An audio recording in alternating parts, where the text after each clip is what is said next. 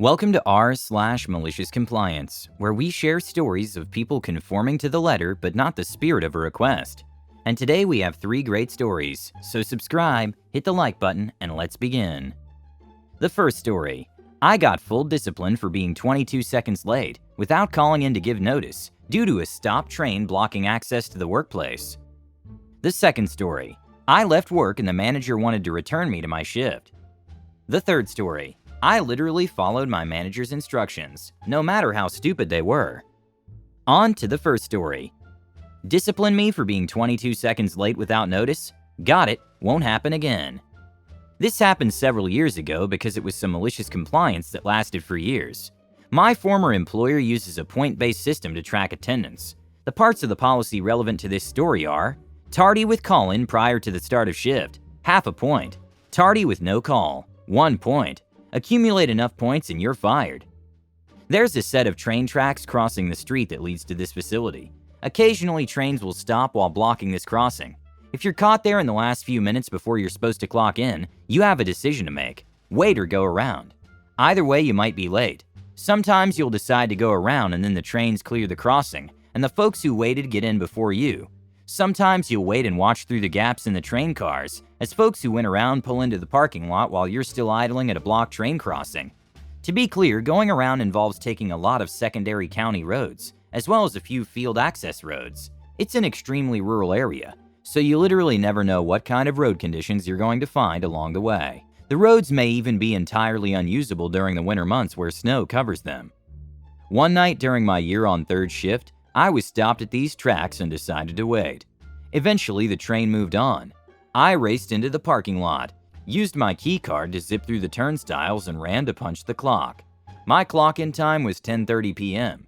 They have these biometric punch clocks that read your fingerprint to clock employees in and out. Sometimes these clocks just will not read your fingerprint. I go to the punch clock and it said 10:30. I'm golden. It doesn't track seconds. I entered my employee ID number and placed my finger on the sensor. 3 beeps, failed read. Tried again, 3 beeps. Tried once more, 3 beeps. Nope, not trying again because by this time the clock was likely to tick over to 10:31 in the middle of reading my finger. When I got to my assigned work area, I told my team manager what happened. He said don't worry about it, he'd manually punch me in. I should have listened, but I'm a worrier. In the morning when the front office people started showing back up, I went to the attendance office to confirm that my situation was all good. The office administrator decided to check my gate time and use that as the determining factor. I scanned my key card at 10:22 p.m. That's a tardy no call, 1 full attendance point to be issued. I reiterated that it was a train stopped on the tracks, completely beyond my control. She advised me to either leave earlier and just wait an extra half an hour for my shift to start on the majority of days, or else get a cell phone. I didn't have one at all back then, to call in with from the road next time. Well, what I did instead was start calling in absent, just in case something comes up after I leave home, but before I arrive at work, in the evenings before leaving for work. The first few days, the attendance office up front was just bemused. After weeks, they became annoyed. After months, they'd apparently complained enough, and I finally got told to stop. During the course of this conversation, they revealed that calling in too early before the start of your shift made it extra challenging to make sure the notice gets to the right members of management, because the message is no longer flagged as new by the time they're creating logs for the next shift. This was great news for me. From then on, every morning before leaving the premises at the end of my shift, I used one of their phones to call in absent for my next shift that evening. They tried to write me up for insubordination, but the labor union slapped it down, pointing out that the collective bargaining agreement specifies the time we must call in by, but does not specify a time before which call-ins may not be made. Cue the huge grin on my face. I never forgot that my team manager tried to do me a solid though. If I was actually going to be late or absent for some reason, I would call that TM's desk line directly to let them know. Even long after I finally got a cell phone, I continued doing this.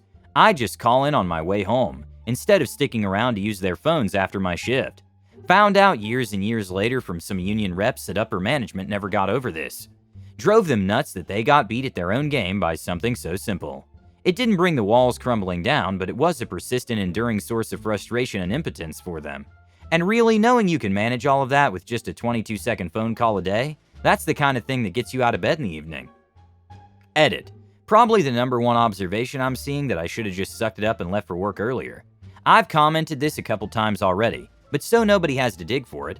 I usually left so early that I got to work before the 20 minutes prior to the start of our shifts that we were allowed to clock in. This stop train event was a rare and unpredictable exception, but the crossing was regularly blocked for a few to several minutes by a moving train. Not to mention all the other random stuff that could come up on your way to work. You don't need to waste time to stop being 22 seconds late. To hell with those licks. I've never understood some employers' obsessions with people showing up on time. The point of all this is to get the job done without worrying about being late. At my job, we're allowed to come to work no more than 10 minutes early. I live 5 miles from work in a rural area, and especially in the winter, the roads can be rough. I leave the house 25 minutes before work. It usually takes me 5 minutes to pack up my car, and another 5 minutes to get to work. That means I usually get in about 15 minutes early, but I never get in more than 10 minutes early. So one day I'm at work and I get an email from management telling me not to get to work 15 minutes early.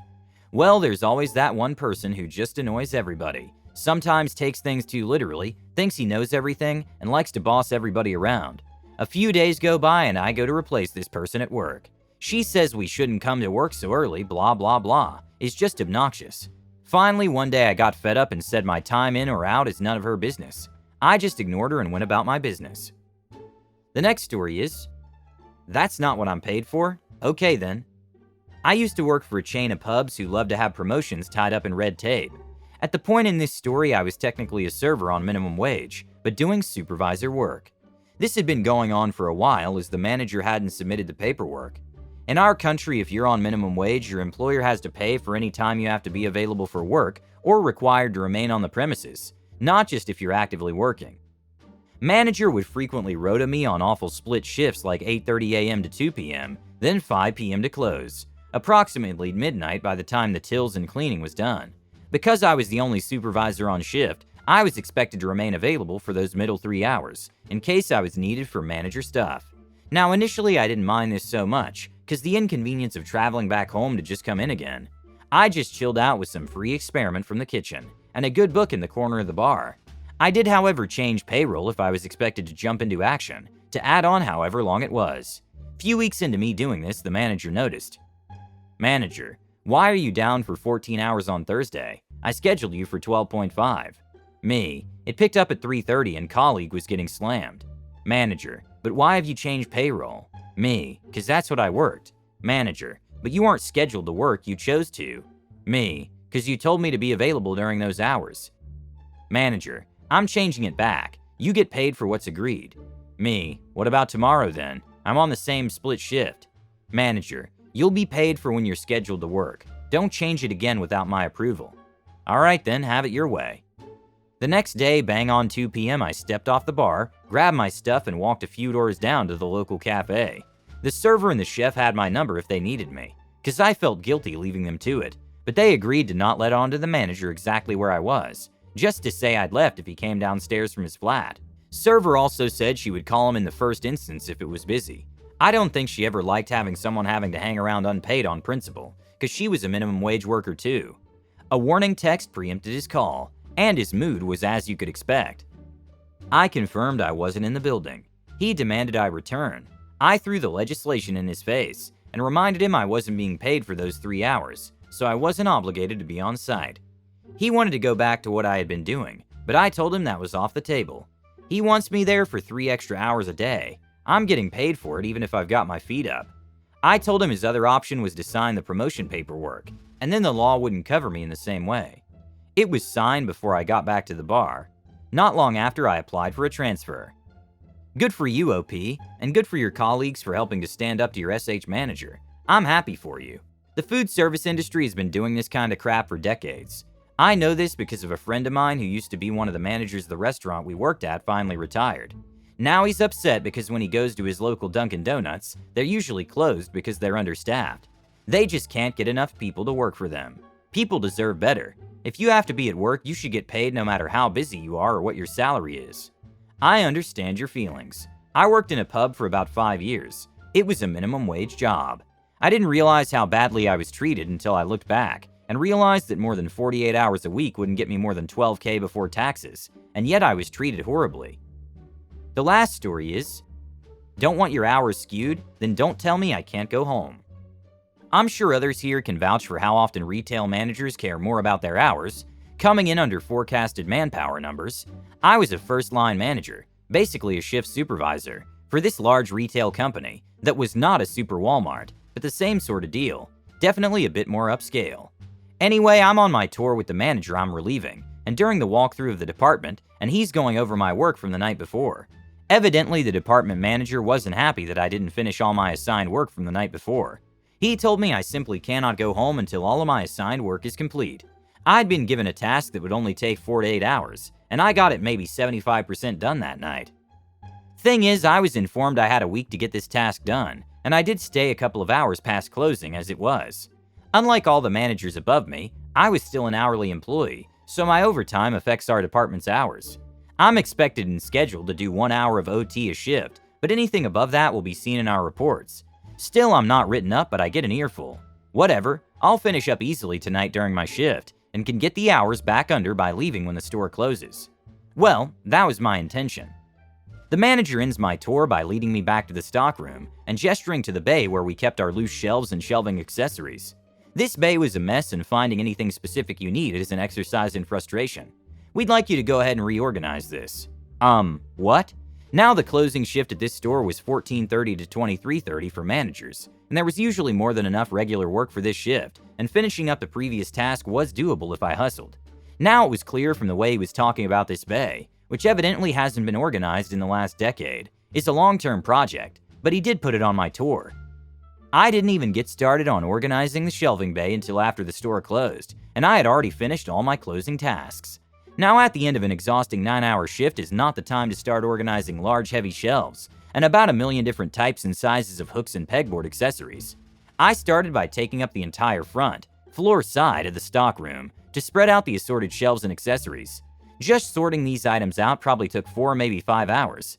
I can tell you that after a certain point, even simple tasks like sorting easily take 1.5 to 2 times the amount of time it should take. That same manager came in at 6:30 and was shocked that I was still there. What the hell are you still doing here? You told me yesterday that I have to get all my work done before I can go home. You knew this was a large task, so what did you expect? Needless to say, he was peeved and sent me home. Luckily, I was off that day so I could try to rest. Try because that afternoon I was called back in by the department manager to explain why his hours were off for the week. He wanted to cut my shifts for the rest of the week, but I was able to appeal to the store director and show that I had written tour, following directions as dumb as they are. I stayed with that company for another 3 years, and they never did try to assign me too much work again. Typical idiot managers who talk a lot but have no idea what they're talking about. Sounds like the department manager and store managers don't run the place well. I think you should have gotten back at that idiot manager, like reporting him to HR for ruining your day off. It was your day off, he shouldn't have done that. Or you can take the next day off. I bet the company didn't even pay you for the day you ruined and didn't want you to take another day off. Thank you for watching. Be sure to subscribe, hit the like button, and have a good day.